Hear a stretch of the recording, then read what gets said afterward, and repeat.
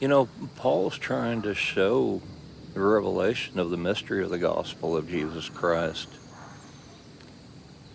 in his letters. I mean, look at what he says concerning sin in Romans. He says in chapter 3, verse 20, he says, no flesh shall be justified, made righteous by the works of the law, for by the law is the knowledge of sin, which is what he is describing in Romans chapter 7. I had not known sin but by the commandment, or sin by the commandment might become exceedingly sinful.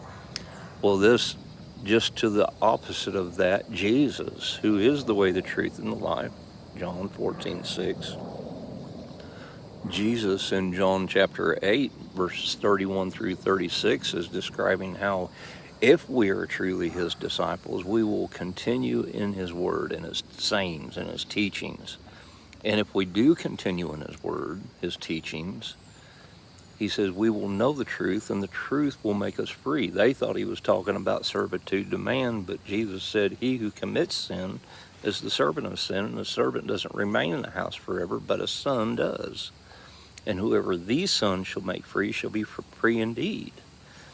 I mean, and this is what Paul is describing in Galatians chapter 4 also, that an heir, as long as he is a child, differs nothing from a servant, though he be Lord of all, but is under tutors and governors until the time appointed of the Father.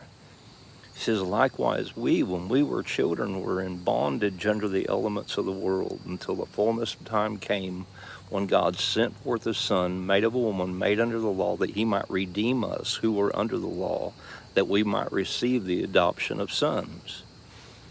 I mean, we got to see that it's like Paul told Timothy, 1 Timothy 3:7, some are ever learning and never able to come to the knowledge of the truth, to know the truth.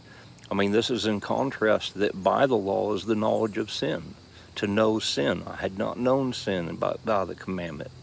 I mean, this is what he's trying to say also in 2 Corinthians 13, verses 7 and 8. We don't do what's right to appear approved, for we have no power over the truth, but for the truth. Just as once we were slaves of sin, we had no power over sin, but for sin. This is what he's describing in Romans chapter 6. You know, how that the sacrifice of Jesus and entering into that faith through water baptism and partaking of Jesus' death in water baptism, that we also partake of that life. As he said in 1 Corinthians 15:36, the body we sow isn't given life unless it dies. But we got to see the liberty to know him and the power of his resurrection.